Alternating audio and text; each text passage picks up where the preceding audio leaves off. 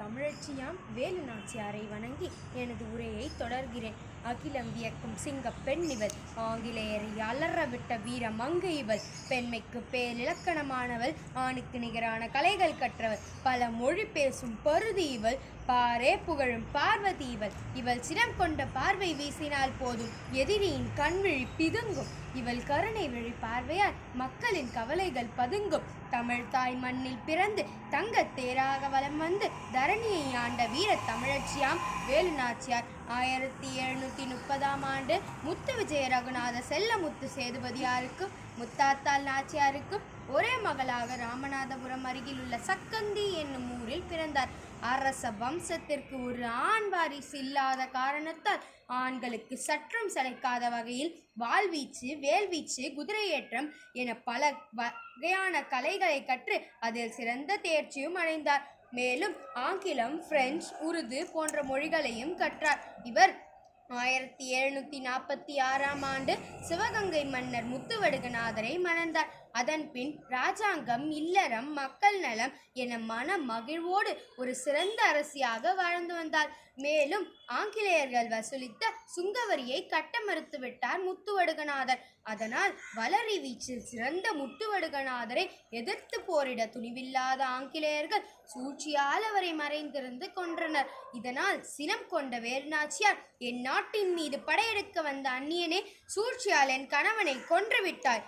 வீரத்திற்கு பெயர் போன நாங்கள் உன்னை நாட்டையால் அனுமதிக்க மாட்டோம். வெள்ளை பரங்கியனே, நேருக்கு நேர் நின்று போரிட துணிவற்ற கோழையனே, உன்னை பழிவாங்க புறப்பட்டு விட்டேனடா. சிவகங்கை சீமையினார் விரைவில் மீட்பேன். என் பெற்றோர் கற்பித்த கலைகள் வீண் போகவில்லையடா. சிவகங்கை சீமை வீரர்கள் என்னிடமிருக்க வெற்றி எமதே. காலனை காலால் எட்டி உதைக்கும் தமிழனை உன் வீரங்கிகள் என்ன செய்திட முடியும்? பரங்கி தலைகளை பனங்காய் போல் சீவுவேன். என் தாய் திரு நாடே, உன்னை மீட்ட பின் தான் உன் மடியில் ஓய்வெடுப்பேன். வெள்ளையனை எதிர்த்து போரிட்டு வெற்றி பெற்ற முதல் வீரமங்கை என்று சரித்திரம் பேசிட புறப்பட்டு விட்டேனடா. பெண்மையும் மாண்மை கொண்டு பாயட்டும், அச்சமும் அடிமைத்தனமும் ஒழியட்டும். பகையெடுப்போம், படை உடிப்போம், புறப்படுங்கள் வீரர்களே, வெற்றி நமதே என்று சபதமேற்று போர் தொடுத்தார் வீரமங்கை வேலு நாச்சியார். போருக்கு நடுவே தன் உயிர் தோழியான குயிலி வெள்ளையனின் ஆயுத கிடங்கில் குதித்து ஆயுதங்களை எரித்து அழித்தாள். போருக்கு பின் வெற்றி வெற்றி வெற்றி.